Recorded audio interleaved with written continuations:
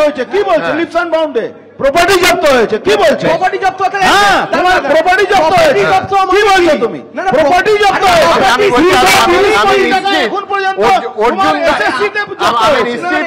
অর্জুন দাও এই দাবি করবেন না যে ইডি বা সিবিআই দারুণ কনভিকশন রেট, তার কারণ পার্লামেন্টের ফ্লোরে যে কনভিকশন রেট 1 বা 1.5% আসে তা নিয়ে বলে যায়।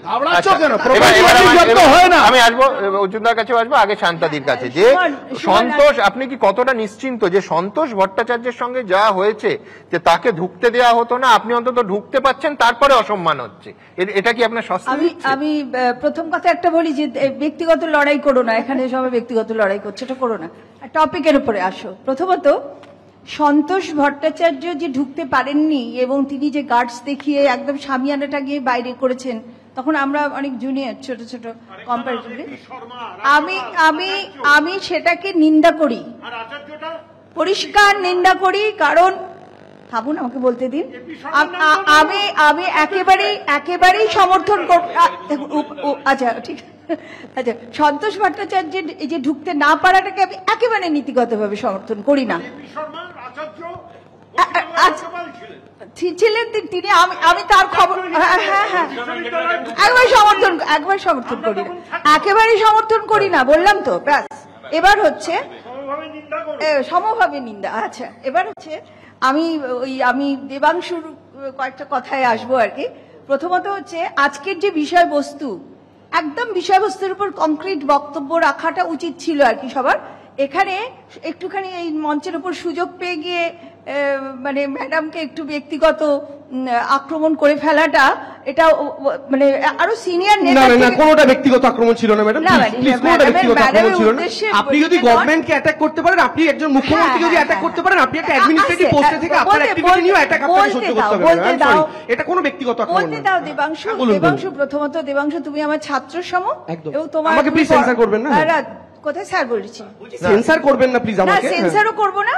এবং তুমি পড়াশোনাও খারাপ ছেলে না, ভালো ছেলে, এবং তুমি ভালো কবিতা লেখো, তোমার এটা এই গুণগুলো আমি জানি। Thank you. আমি তোমাকে যেটা বলতে চাই সেটা হচ্ছে, তুমি এবং তোমার নেতারা সব সময় ব্যক্তিগতভাবে আমাকে ধরছো, কিন্তু এই সবকটা পয়েন্ট কিন্তু কলকাতা বিশ্ববিদ্যালয়ের সিন্ডিকেটের করা। আর সিন্ডিকেটে ছোট ছোট ছোট ছোট বাচ্চারা থাকে না, সেখানে সব বিদগ্ধ পণ্ডিত মানুষরা থাকে। কলকাতা বিশ্ববিদ্যালয়ের 90% সাপোর্ট নিয়ে আমি কাজ করছি। তো সরকার হয়তো আমাকে সমর্থন করছেন না, কিন্তু কলকাতা বিশ্ববিদ্যালয় আমাকে বলতে দাও। সরকারের 90% সমর্থন নিয়ে আমি কাজ করছি এবং সবকটা সিদ্ধান্ত সিন্ডিকেটের। কিন্তু তুমি তো ছেলে মানুষ, তোমার নেতা আমাদের শিক্ষামন্ত্রী, তিনিও ডাইরেক্ট আমাকে, তার তো পাখি অবসেশন আমি দেখতে পাচ্ছি, সে টুনটুনি, ময়না, শকুন, কাক কিছু বাদ দিচ্ছেন না। যাকে বলুক, সেটা নিয়ে আমি কিন্তু সেই স্তরে কখনোই নামবো না।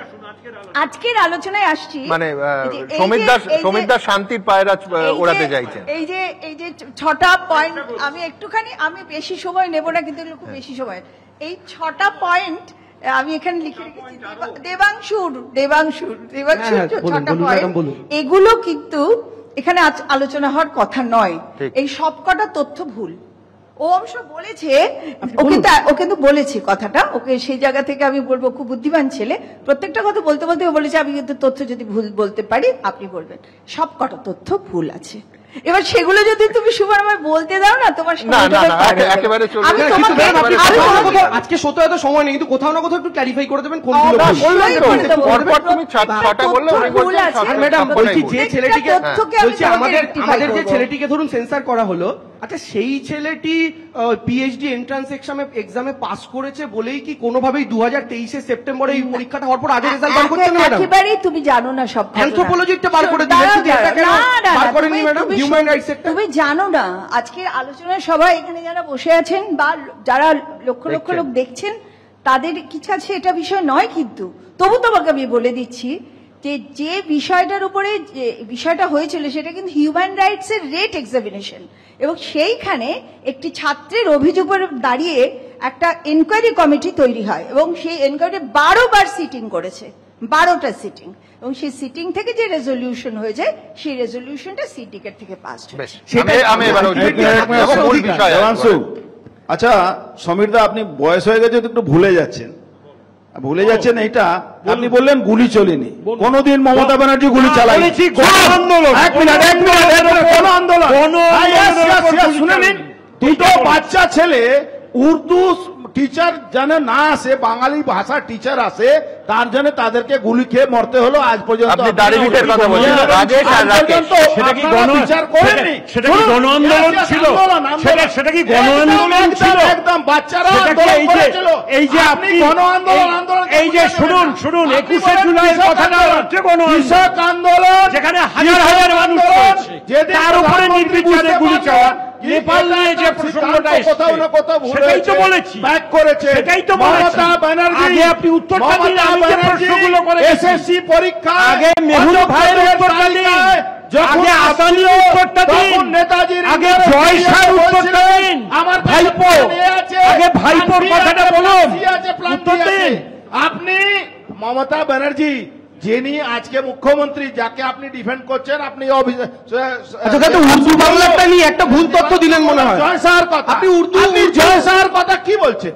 জয় শাহ খান, শুনুন, আরে পাকিস্তান আর বাংলাদেশের কথা পরে বলছি। আরে দাঁড়ান, আরে অভিষেক সুমন বাবুরা টিভিতে দেখিয়েছেন যারা মারা গেছেন তাদের অভিষেক ব্যানার্জি বা ব্যানার্জি পরিবার ইট বিক্রি করত, জয় সাহারা অভিষেক ব্যানার্জি 2.5 টাকা পার বোতলে কমিশন খায় মদের বোতলে। অভিষেক ব্যানার্জি 2.5 টাকা পার বোতলে কি বললেন? 2.5 টাকা আরে কেমন অভিষেক ব্যানার্জি কাজে জয়েন করলেন কেন? জয়েন করলেন কেন? আরে সেই অভিষেক ব্যানার্জি কাজে জয়েন করলেন কেন? জয়েন করলেন কেন? আবার কি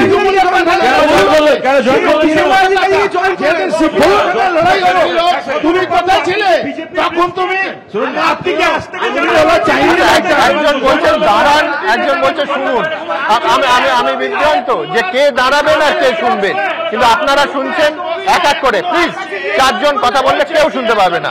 এবার আমার দাঁড়িয়ে বলছে একজন মন্ত্রী এখনো আছে যারা সে সময় বলেছিল কি আমার এসএসসি তে চুরি হয়েছে। দাদা যার কোনো মন্ত্রী তার অফিসে কি জয়েন করলেন কেন? আমি জানতে চাইছি যার বিরুদ্ধে অভিযোগ তার অফিসে না না একটা তার অফিসে জয়েন করলো, তুমি দরজা বাইরে শুয়েছিল না বলে সেই সুযোগে জয়েন করলো। তো তোমার তুমি শুয়েছিলে না কেন? আমি একটা কথা জিজ্ঞেস করি, শুয়েছিলে না কেন? তুমি ফ্রিডম অফ স্পিচ বলছো না কেন? তুমি ফ্রিডম অফ স্পিচ বলছো, বিজেপিতে ফ্রিডম অফ স্পিচ আছে। তোমার ভাই অর্জুন সিং বলতে পেরেছে কি আন্দোলন ওটা যেটা হয়েছে ফাইনাল ফুল স্টপ টানতে হবে।